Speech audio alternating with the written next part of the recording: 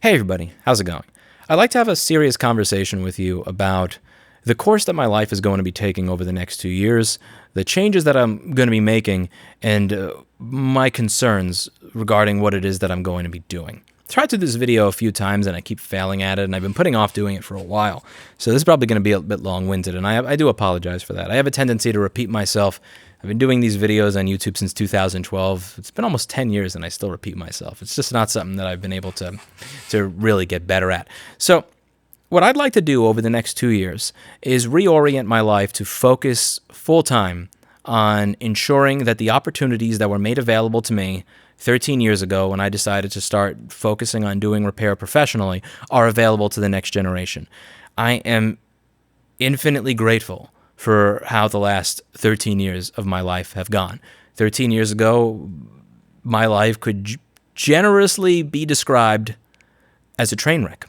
And I was able to take my last $260, put it into this industry, and over the years, turn it into a world-renowned brand, go from fixing stuff in a park, using that as my office when it was 30 degrees outside because I couldn't afford an office, to having a store in one of the most expensive cities in the country that employs 15 people in an industry that I've routinely been told, you're never going to be able to scale board repair. That's not possible. You can't do that in the time that customers expect them, blah, blah, blah. It's been an amazing experience getting to where I am.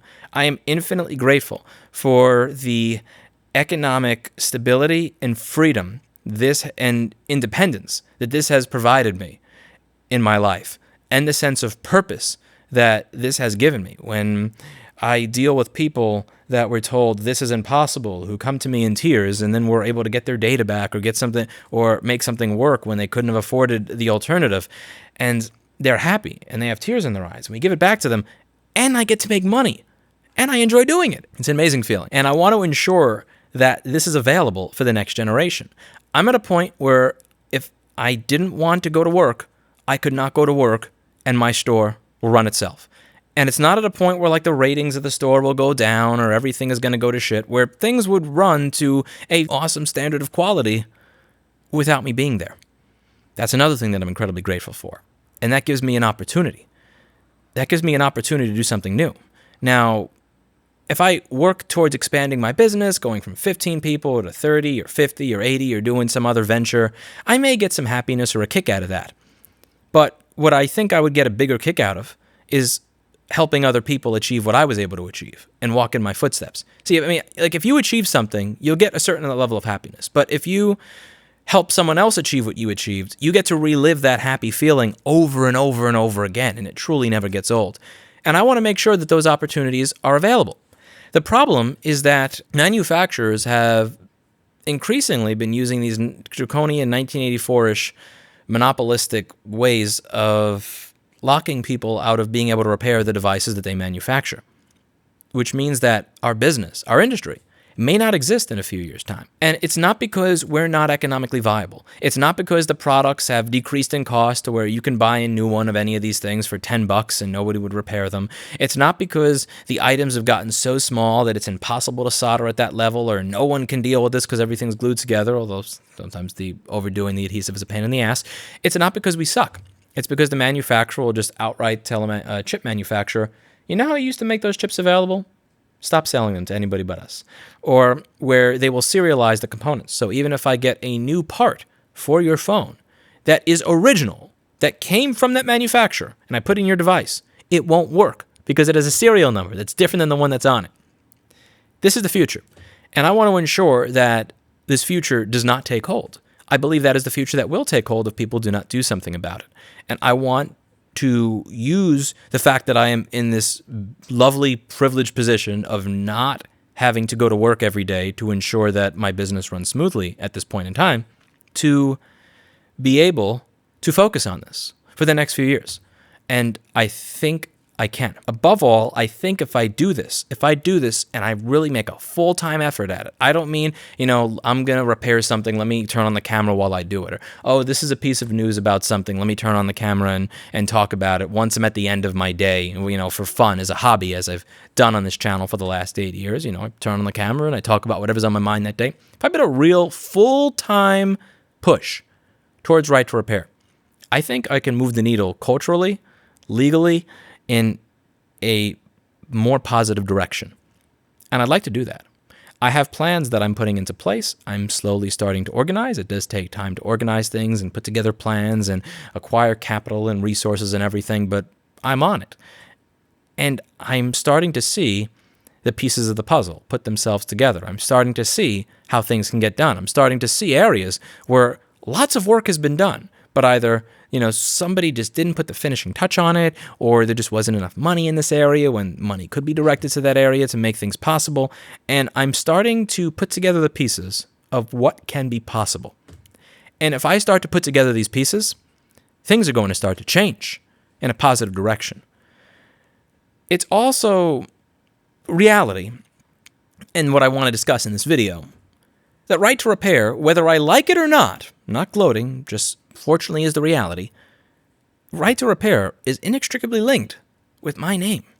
That's a bad, bad thing, because I am one person. I am one incredibly flawed person, as I have gone over in several videos. I am not a good person, and this is something that is critical here, because if a movement were based on a broad number of people, then it would be difficult to slander. When a movement is so much so attached to one individual, it's easier. You have a single point of failure. You have a single target that if you can discredit or make out to be a horrible person, it's easy to discredit the movement.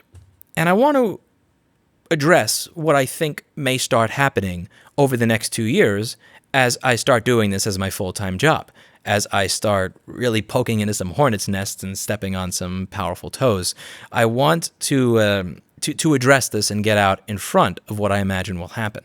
So let's talk about what happened last year with right to repair, question 1 on the ballot in Massachusetts. You had commercials come out that were funded by Ford, Nissan, Toyota, General Motors, and Honda, I believe. Those 5 companies, you can look it up on Ballotopedia. They funded this Coalition for Safe and Secure Data. They created commercials, and I'll link down below to my screen capture of them because they got rid of all their videos. They're all privated now that the election's over, where they were implying that if right to repair passed for automobiles, that this roving band of mechanics were going to rape you in a parking lot or hack your garage door and open it up and creep into your house and rape you or beat you up. You may find it offensive that I'm using these words, but watch the commercial. I mean, it's their message, not mine. I'm simply explaining to you what they have said. They had no problem slandering the independent mechanics that just all they wanted to do was save you from getting ripped off going to the dealer, be able to offer you a $179 repair when the dealership told you it'd be $2,000 to fix your car when something basic goes wrong with it. They wanted to portray them as these bands of burglars, assaulters, and rapists. And to some extent, it worked, because 25% of the people in Massachusetts voted against it. Again, minority, but still, 25% voted against right to repair. These commercials have worked to some extent. And the automotive right to repair, it's different, because you don't have that single point of contact that you do with me. And I have done many videos over the years where I have cursed, I have been bombastic, I have expressed controversial opinions, I have probably said mean things in forum comment sections, I have become heated in arguments. I am most certainly a flawed human being, like most out there. I have taken action, I have said things and done things based on anger, anxiety, depression, jealousy, rage, irritation.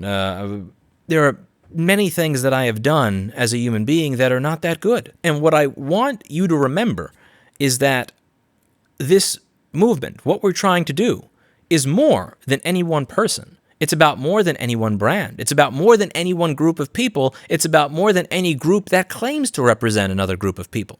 What right to repair is about at the end of the day, do you own this or does the manufacturer? When the camera breaks on this, should you be able to purchase one and replace it, or should the manufacturer be allowed to tie the specific camera in your phone to your phone so that you can only go back to them when you have a problem with it? Do you own the device, or does the dealer? Are you allowed to have someone else work on it or not? That's what this is about. Plain and simple. It's about more than any one individual or any one group. This is not about Apple versus Samsung or John Deere versus another brand of tractor, Chevy versus Ford, Democrat versus Republican. It doesn't matter what brand you like. It doesn't matter what political party you tend to vote for, because let's face it, as I've shown on this channel many times, members of each political party have equally laughed us out of legislatures at different points in the past. None of that matters. What matters is the principle. Right to repair is not Louis Rossmann. Right to repair is not Apple or Samsung or John Deere.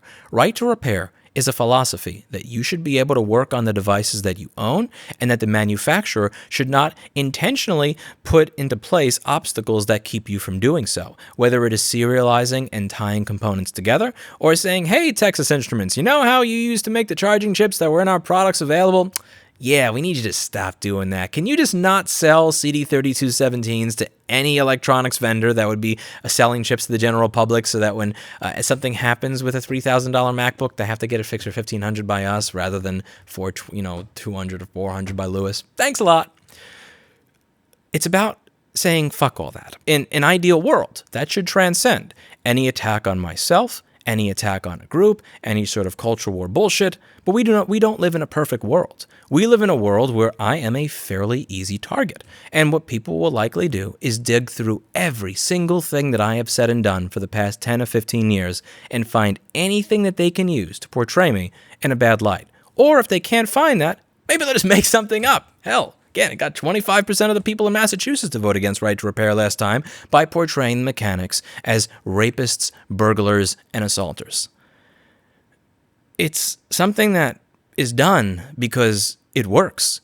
And I want to get out in front of this by discussing this with my audience ahead of time, because I do plan to put the next 2 years of my life, I do plan to put a full-time effort into doing this, into ensuring that right to repair moves forward culturally and legally. I do plan to put my time into ensuring that right to repair moves forward culturally and legally. And once my name starts to get attached to these efforts, there's going to be a bullseye on me, because I'm going to be pissing off a lot of people, a lot more people than I am right now.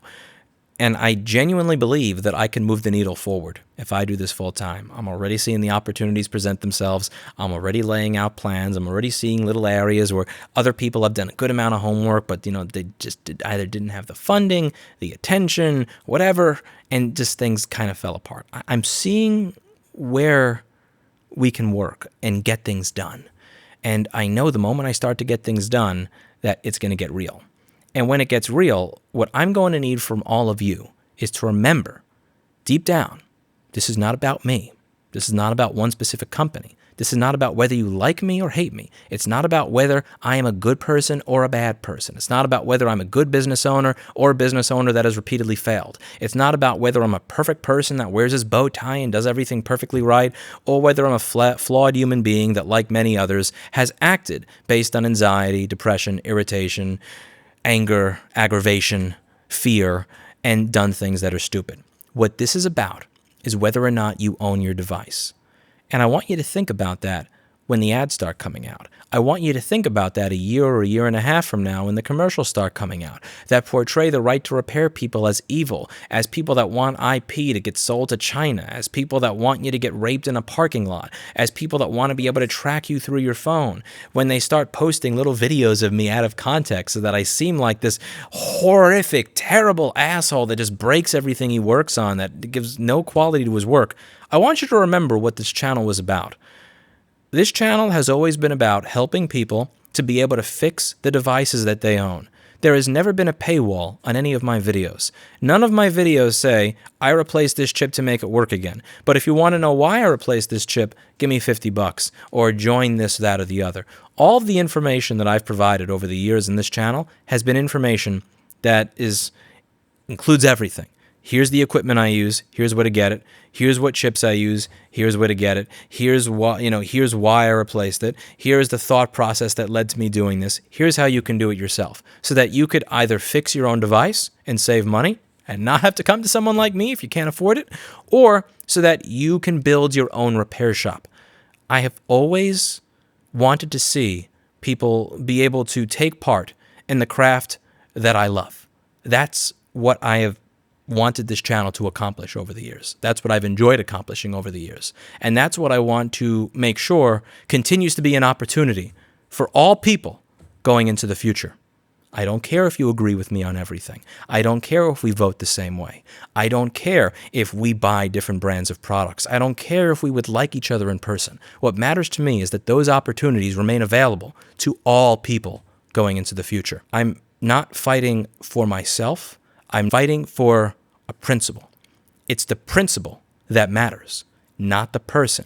Not the people representing a movement, not the people claiming they represent a movement, not any one individual repair shop, company, entity, or lobbyist. The principle above all else. That's what matters. And that's what I'm going to be fighting for the next 2 years. And I am very much so looking forward to making this my job. I'm very much so looking forward to making progress. And above all, let's be honest, I'm very much so looking forward to poking on some hornets' nests. That's it for today, and as always, I hope you learned something. I'll see you all in the next video. Bye now.